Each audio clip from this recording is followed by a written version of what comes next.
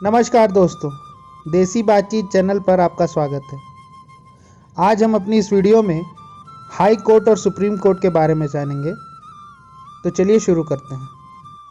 जैसा कि हमने आपको अपनी पिछली वीडियो में बताया था, कोई भी पक्ष सबऑर्डिनेट कोर्ट के दिए गए फैसले पर संतुष्ट नहीं है तो हाई कोर्ट में अपील कर सकता है। भारत में कुल 25 हाई कोर्ट या उच्च न्यायालय हैं। इनमें जजों की नियुक्ति भारत के राष्ट्रपति द्वारा की जाती है, जिनको स्टेट के गवर्नर शपथ दिलाते हैं। कई राज्य व प्रदेश के उच्च न्यायालय एक ही हैं, जैसे पंजाब, हरियाणा, मुंबई, केरला इत्यादि। आइए समझते हैं कि हाई कोर्ट में किन किन तरीकों के केसेस पर सुनवाई होती है।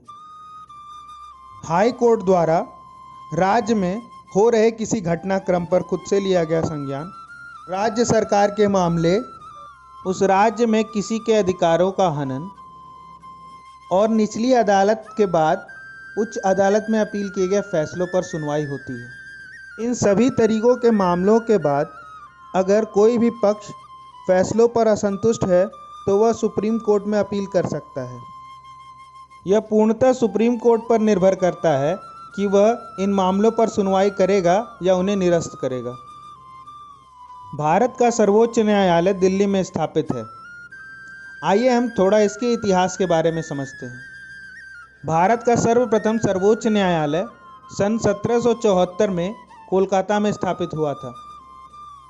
बाद में 28 जनवरी सन 1950 में इसकी स्थापना दिल्ली में की गई। सुप्रीम कोर्ट में बैठने वाले जजों को चीफ जस्टिस कहा जाता है। इनमें एक मुख्य होते हैं जिन्हें चीफ जस्टिस ऑफ इंडिया कहा जाता है। इन्हें भारत के राष्ट्रपति शपथ दिलाते हैं। अभी सुप्रीम कोर्ट में कुल 34 चीफ जस्टिस हैं। इनमें 33 चीफ जस्टिस और एक चीफ जस्टिस ऑफ इंडिया हैं। भारत के चीफ जस्टिस को सिर्फ दो ही मामलों में हटाया जा सकता है। पहला, मिसबिहेवियर ऑफ कॉन्स्टिट्यूशन और दूसरा, इनकैपेसिटी।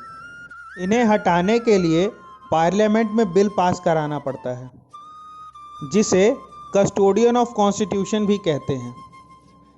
आइए समझते हैं कि सर्वोच्च न्यायालय में किन किन प्रकार के केसेस पर सुनवाई होती है। पहला, स्टेट यानी राज्य और यूटी यानी केंद्र शासित प्रदेश में आए मतभेद पर सुनवाई करते हैं। दूसरा, भारत में किसी के फंडामेंटल राइट के हनन पर सुनवाई करते हैं, जिसे हम रिट भी कहते हैं। तीसरा, हाईएस्ट कोर्ट ऑफ अपील। इसमें हाई कोर्ट के मामलों को सुप्रीम कोर्ट में चैलेंज किया जाता है। चौथा, जुडिशियल रिव्यू।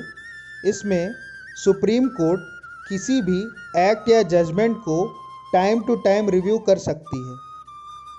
इन सभी के अलावा supreme court of India Bharat के राष्ट्रपति के लिए एक एडवाइजरी कमेटी भी है, जिसमें भारत के राष्ट्रपति अगर किसी भी मामले पर इनसे सलाह चाहते हैं तो सलाह ले सकते हैं, लेकिन वह इस सलाह को मानने के लिए बाध्य नहीं है। इस वीडियो सीरीज़ का अगला भाग हम अगले सप्ताह लेकर आएंगे।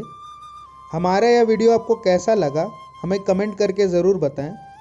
हमारा यह वीडियो देखने के लिए धन्यवाद।